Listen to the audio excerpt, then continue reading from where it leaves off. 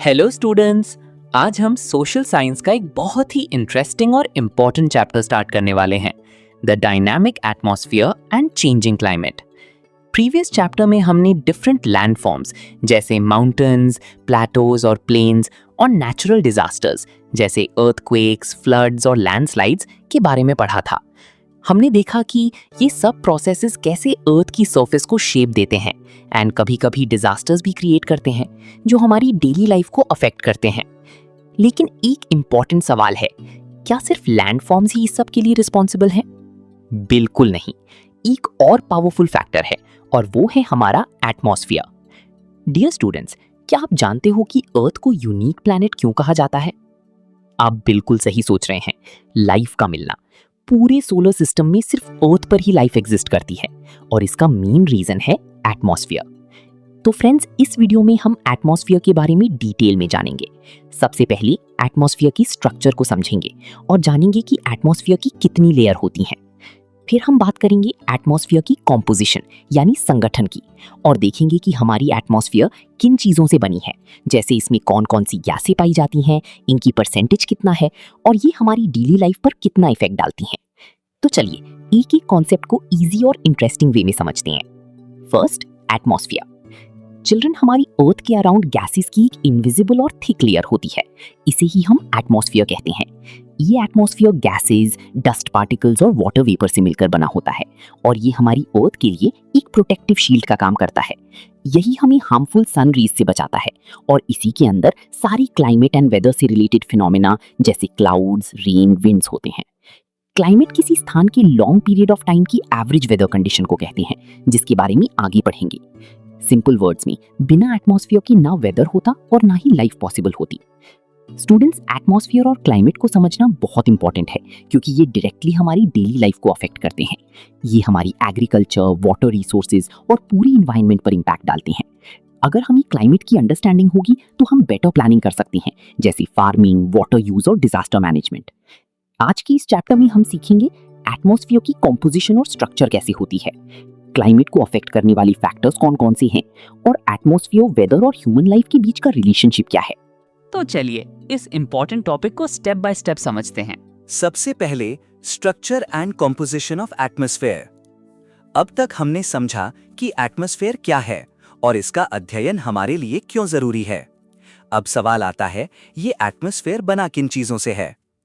Atmosphere की बनावट को दो तरह से समझते हैं। फर्स्ट, एटमॉस्फेयर का स्ट्रक्चर या संरचना और सेकंड, इसके कॉम्पोजिशन या संगठन। चलिए सबसे पहले समझते हैं इसके स्ट्रक्चर को। अब सवाल है, क्या एटमॉस्फेयर एक ही लेयर का बना होता है? नहीं, एटमॉस्फेयर यूनिफॉर्म नहीं है। हाइट के साथ गैसों की संरचना, टेम्परेचर और डेंसिटी चेंज होता है, इसीलिए इसे 5 डिफरेंट लेयर्स में डिवाइड किया गया है। 1, ट्रोपोस्फियर या क्षोभ मंडल, जहां हम रहते हैं और जहां सारा वेदर होता है। 2, स्ट्रेटोस्फियर या समताप मंडल, जहां ओजोन लेयर होती है जो हमें यूवी रेस से बचाती है। 3, मीजोस्फियर, जहां मीटियोर्स जल जाते हैं। 4, थर्मोस्फियर या आयोनोस्फियर, जहां रेडियो वेव्स रिफ्लेक्ट होती हैं। 5, एक्सोस्फियर, जो सबसे बाहरी लेयर है। अब हम बात करते हैं एटमॉस्फेयर की सबसे इंपॉर्टेंट और फर्स्ट लेयर, ट्रोपोस्फियर की। ट्रोपोस्फियर अर्थ की सबसे नीचे वाली लेयर है। ये पोल्स पर लगभग 8 किलोमीटर तक और इक्वेटर पर लगभग 18 किलोमीटर तक की ऊंचाई में फैली है। ट्रोपो का मतलब होता है मिक्सिंग, क्योंकि इस लेयर में गैसेस कंटिन्यूअसली मिक्स होती रहती हैं, इसीलिए इसका नेम ट्रोपोस्फियर है। इस लेयर में एटमॉस्फेयर का लगभग 75% मास होता है और यहीं पर इंपॉर्टेंट गैसेस, वाटर वेपर और ग्रीन हाउस गैसेस प्रेजेंट होती हैं। सबसे इंपॉर्टेंट बात, सारे वेदर फिनोमेना जैसे रेन, स्टॉर्म्स और लाइटनिंग इसी लेयर में होते हैं। और सिर्फ इतना ही नहीं, यही वो लेयर है जहां लाइफ एग्जिस्ट करती है। अब टेम्परेचर की बात करें, जैसे जैसे हम ऊपर जाते हैं टेम्परेचर डिक्रीज होता है। लगभग 1 डिग्री सेल्सियस हर 165 मीटर पर कम होता है, जिसे हम लैप्स रेट या ह्रास दर कहते हैं। ट्रोपोस्फियर लाइफ को सपोर्ट करती है और वेदर और क्लाइमेट को कंट्रोल करती है, इसीलिए ये अर्थ की सबसे इंपॉर्टेंट लेयर मानी जाती है। नेक्स्ट है स्ट्रेटोस्फियर या समताप मंडल। ये लेयर ट्रोपोस्फियर के ऊपर होती है और लगभग 50 किलोमीटर हाइट तक फैली है। ट्रोपोस्फियर और स्ट्रैटोस्फियर के बीच की बाउंड्री को ट्रोपोपॉज कहते हैं। स्ट्रैटो का मतलब होता है लेयर, क्योंकि इसमें क्लियरली डिफरेंट लेयर्स जैसी स्ट्रक्चर होती है। इस लेयर की एक खास बात है, इसका लोअर पार्ट ठंडा होता है और अपर पार्ट वार्म होता है। स्ट्रैटोस्फियर में मॉइस्चर और डस्ट बहुत कम होता है और यहाँ एयर टर्बुलेंस भी कम होती है। इसी वजह से ये एयरप्लेन्स के लिए आइडियल जोन होता है। सबसे इंपॉर्टेंट बात यहीं पर होती है ओजोन लेयर। ये लेयर हमें हार्मफुल यूवी रेस से प्रोटेक्ट करती है। और इंटरेस्टिंग फैक्ट, ट्रोपोस्फियर के ऑपोजिट यहाँ एल्टीट्यूड बढ़ने पर टेम्परेचर भी बढ़ता है। स्ट्रैटोस्फियर अर्थ के लिए बहुत इंपॉर्टेंस होती है। ये हार्मफुल सोलर रेडिएशन को रोककर लाइफ, क्रॉप्स, फॉरेस्ट्स, ओशंस और पूरे इकोसिस्टम को सेफ रखती है। अब आते हैं नेक्स्ट लेयर पर, मीजोस्फीयर। ये लेयर स्ट्रैटोस्फीयर के ऊपर होती है और लगभग 50 किलोमीटर से 80 किलोमीटर हाइट तक होती है। इस लेयर की सबसे खास बात यह है कि ये एटमॉस्फेयर की सबसे ठंडी लेयर होती है। जैसे जैसे एल्टीट्यूड बढ़ता है, टेम्परेचर और भी डिक्रीज होता है। आपने कभी शूटिंग स्टार्स, जिसे टूटते तारे भी कहते हैं, देखे हैं? एक्चुअली ये स्टार्स नहीं होते, ये मीटियर्स, उल्काएं होते हैं, जो मीजोस्फीयर में एंटर करते ही फ्रिक्शन की वजह से जल जाते हैं। इसलिए मीजोस्फीयर एक नेचुरल शील्ड की तरह काम करती है, जो हार्मफुल मीटियर्स को अर्थ तक पहुंचने से पहले ही जला देती है। अब आते हैं नेक्स्ट लेयर पर, थर्मोस्फीयर, जिसे आयोनोस्फीयर भी कहते हैं। ये लेयर मीजोस्फीयर के ऊपर होती है और लगभग 80 किलोमीटर से 400 किलोमीटर या उससे भी ज़्यादा ऊंचाई तक एक्सटेंड करती है। इस लेयर की खास बात यह है कि यहाँ टेम्परेचर बहुत तेज़ी से इंक्रीज होता है, कभी कभी 1000 डिग्री सेल्सियस से भी ज़्यादा। लेकिन फिर भी हमें इतनी गर्मी फील नहीं होती, क्योंकि यहाँ एयर बहुत थिन होती है। इस लेयर में गैसेस आयोनाइज्ड फॉर्म में होती हैं, इसी वजह से इसे आयोनोस्फीयर भी कहते हैं। ये लेयर रेडियो वेव्स को रिफ्लेक्ट करती है, जिसकी वजह से लॉन्ग डिस्टेंस कम्युनिकेशन पॉसिबल होता है। और एक और amazing phenomenon, aurora, northern and southern lights भी इसी लेयर में दिखाई देते हैं। थर्मोस्फीयर कम्युनिकेशन सिस्टम्स के लिए बहुत इंपॉर्टेंट है और हमें स्पेस रेडिएशन से भी कुछ हद तक प्रोटेक्ट करती है। अब आते हैं एटमॉस्फेयर की सबसे आउटर और लास्ट लेयर पर, एक्सोस्फीयर। ये लेयर थर्मोस्फीयर के ऊपर होती है और यहीं से स्पेस की शुरुआत होती है। इस लेयर में एयर बहुत ही ज़्यादा थिन होती है, मतलब गैसेस इतनी कम होती हैं कि पार्टिकल्स फ्रीली मूव करते हैं।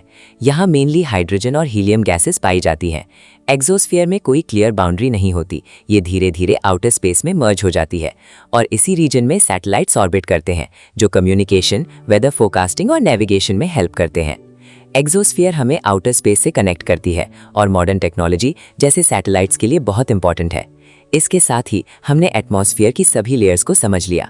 अब हम एटमॉस्फेयर के स्ट्रक्चर को समझने के बाद बात करते हैं कॉम्पोजिशन ऑफ द एटमॉस्फेयर की। इसका मतलब कि एटमॉस्फेयर किन किन चीजों से बना है।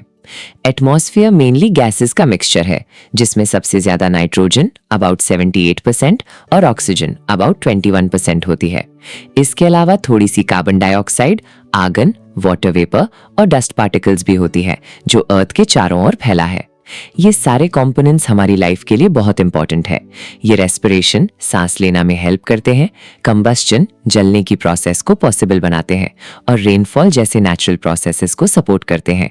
साथ ही ये अर्थ का टेम्परेचर रेगुलेट करते हैं, जिससे लाइफ पॉसिबल होती है।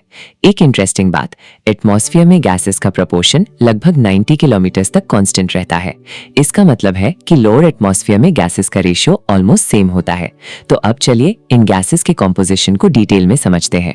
अब हम एटमॉस्फेयर की सबसे इंपॉर्टेंट गैस नाइट्रोजन के बारे में बात करते हैं। एटमॉस्फेयर का लगभग 78% हिस्सा नाइट्रोजन से बना होता है, इसलिए ये इसका सबसे बड़ा कंपोनेंट है। लेकिन एक इंटरेस्टिंग बात, नाइट्रोजन डायरेक्टली रेस्पिरेशन, सांस लेने या बर्निंग, जलने को सपोर्ट नहीं करती। तो फिर इसका रोल क्या है? नाइट्रोजन ऑक्सीजन की इंटेंसिटी को कंट्रोल करती है और रैपिड कंबस्शन को रोकती है, वरना चीजें बहुत जल्दी जलने लगती। ये नाइट्रोजन साइकिल के थ्रू प्लांट्स के लिए बहुत जरूरी है, जिससे प्लांट्स ग्रो करते हैं। और जब सॉइल नाइट्रोजन रिच होती है तो क्रॉप येज बेटर होती है, जो एग्रीकल्चर और फूड प्रोडक्शन के लिए बहुत इंपॉर्टेंट है।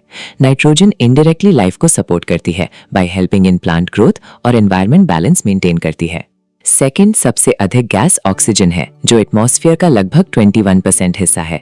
ये सबसे इंपॉर्टेंट गैस है लाइफ के लिए, क्योंकि ये रेस्पिरेशन, सांस लेने के लिए जरूरी है। सिर्फ ह्यूमंस ही नहीं, प्लांट्स और एनिमल्स भी ऑक्सीजन का यूज करते हैं एनर्जी प्रोड्यूस करने के लिए। ऑक्सीजन कंबस्शन को भी सपोर्ट करती है। अगर ऑक्सीजन ना हो तो फायर भी पॉसिबल नहीं होगी। ये एनर्जी रिलीज करने में हेल्प करती है, जो हमारी बॉडी के फंक्शंस के लिए एसेंशियल है। ऑक्सीजन के बिना लाइफ पॉसिबल ही नहीं है। ये लिविंग ऑर्गेनिजम्स के सर्वाइवल के लिए सबसे जरूरी गैस है। अब बात करते हैं कार्बन डाइऑक्साइड की, जो एटमॉस्फेयर का बहुत छोटा हिस्सा है, लगभग 0.04%। लेकिन क्वांटिटी कम होने के बावजूद इसका रोल बहुत इंपॉर्टेंट है। प्लांट्स CO2 का यूज करते हैं फोटोसिंथेसिस के लिए, जिससे वो अपना फूड बनाते हैं और ऑक्सीजन रिलीज करते हैं। ये गैस हीट को अब्सॉर्ब करती है और अर्थ को वार्म रखती है। इसे हम ग्रीन हाउस इफेक्ट कहते हैं। अगर CO2 बिल्कुल ना हो तो अर्थ बहुत ठंडी हो जाती, लेकिन अगर ज्यादा हो जाए तो ग्लोबल वार्मिंग हो सकती है। CO2 लाइफ साइकिल के लिए इंपॉर्टेंट है और अर्थ का टेम्परेचर बैलेंस मेंटेन करती है। आर्गन और अदर गैसेस। आर्गन एटमॉस्फेयर का लगभग 0.93% हिस्सा है। इसके अलावा नियॉन, हीलियम, क्रिप्टॉन जैसी गैसेस भी बहुत छोटी क्वांटिटी में प्रेजेंट होती हैं। ये गैसेस डायरेक्टली लाइफ प्रोसेसेस में ज्यादा रोल नहीं प्ले करती, लेकिन एटमॉस्फेयर का बैलेंस मेंटेन करती हैं।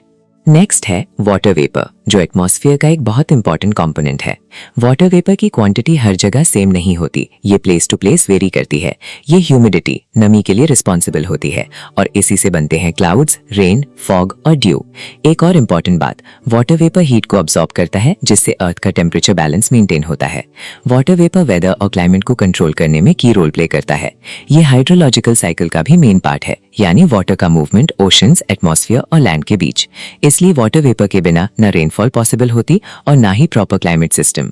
डस्ट पार्टिकल्स, जो एटमॉस्फेयर का छोटा लेकिन बहुत इंपॉर्टेंट पार्ट है। डस्ट पार्टिकल्स में स्मोक, पॉलन, सॉल्ट और सॉइल पार्टिकल शामिल होते हैं। ये पार्टिकल्स वाटर वेपर के कंडेंसेशन में हेल्प करते हैं, यानी क्लाउड्स बनने में इंपॉर्टेंट रोल प्ले करते हैं और इसी वजह से हमें कलरफुल सनराइज और सनसेट देखने को मिलते हैं। डस्ट पार्टिकल्स रेनफॉल फॉर्मेशन के लिए जरूरी होते हैं, क्योंकि इनके बिना वाटर वेपर इजिली कंडेंस नहीं हो पाता। साथ ही डेजर्ट से उड़कर आने वाले डस्ट पार्टिकल्स मिनरल्स और न्यूट्रिएंट्स लेकर आते हैं, जो सॉइल्स और ओशंस को एनरिच करते हैं। इससे इकोसिस्टम स्ट्रांग होते हैं और प्लांट और मरीन लाइफ को सपोर्ट मिलता है। तो स्टूडेंट्स, ये था एटमॉस्फेयर का कंप्लीट कॉम्पोजिशन। अब आपको क्लियर हो गया होगा कि कैसे डिफरेंट गैसेस मिलकर लाइफ को पॉसिबल बनाती हैं। डियर स्टूडेंट्स, एटमॉस्फेयर का एक और इम्पॉर्टेंट कंपोनेंट है ओजोन, जो एटमॉस्फेयर में बहुत ही छोटी क्वांटिटी में होती है, लेकिन अर्थ में लाइफ के लिए बहुत जरूरी है। ये मेनली स्ट्रेटोस्फेयर में पाई जाती है। इसे हम ओजोन लेयर भी कहते हैं। इसका सबसे इंपॉर्टेंट काम है सन की हार्मफुल अल्ट्रावायलेट यूवी रेज को अर्थ को प्रोटेक्ट कराना। अगर ये लेयर ना हो तो यूवी रेज डायरेक्टली अर्थ पर आ जाएंगी, जो लाइफ के लिए बहुत डेंजरस है। ओजोन लेयर हमें स्किन कैंसर, आंखों की प्रॉब्लम और जेनेटिक डैमेज से बचाती है। साथ ही ये प्लांट्स, फॉरेस्ट्स और मरीन लाइफ को भी हार्मफुल रेडिएशन से प्रोटेक्ट करती है। इसलिए ओजोन लेयर अर्थ के लिए एक प्रोटेक्टिव शील्ड की तरह काम करती है। तो स्टूडेंट्स, अब हम समझ चुके हैं कि एटमॉस्फेयर गैसेस, वाटर वेपर और डस्ट पार्टिकल्स का मिक्सचर है।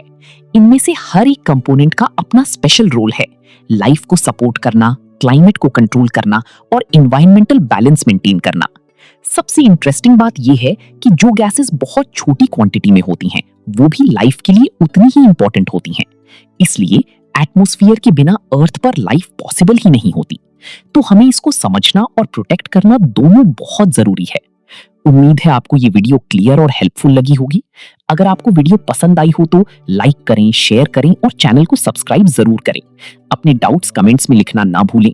मिलते हैं नेक्स्ट वीडियो में एक नई टॉपिक के साथ। Till then, keep learning, keep growing.